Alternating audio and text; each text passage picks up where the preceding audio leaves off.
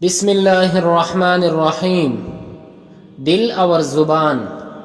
حضرت لقمان سے ایک روز ان کے آقا نے کہا کہ آج ایک بکری ذبح کرو اور جو چیز اس کی سب سے زیادہ بری ہو وہ میرے پاس لاؤ۔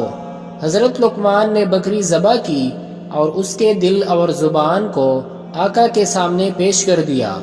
دوسرے روز ان کے آقا نے پھر کہا کہ آج بھی ایک بکری ذبح کرو اور جو چیز ان کی سب سے زیادہ اچھی ہو وہ لے آؤ۔ حضرت لقمان نے ایک بکری ذبح کی اور آقا کے سامنے پھر بھی دل اور زبان ہی کو پیش کر دیا۔ آقا نے وجہ دریافت کی تو بولے، یہ دونوں چیزیں بدترین بھی ہیں اور بہترین بھی۔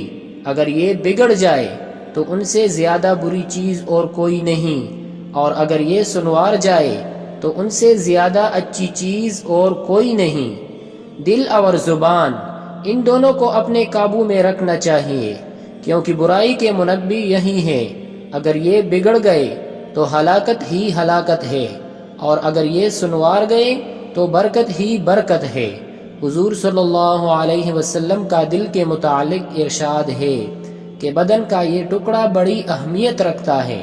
اگر یہ بگڑ جائے تو سارا بدن ہی بگڑ جاتا ہے، اور اگر یہ سنوار جائے تو سارا بدن ہی سنوار جاتا ہے۔ اور زبان کے متعلق ارشاد فرمایا کہ جو اس کی مجھے ضمانت دے، یعنی اسے قابو میں رکھنے کی اور غیر شرعی گفتگو سے اسے باز رکھنے کی مجھے ضمانت دے تو میں اسے جنت کی ضمانت دیتا ہوں۔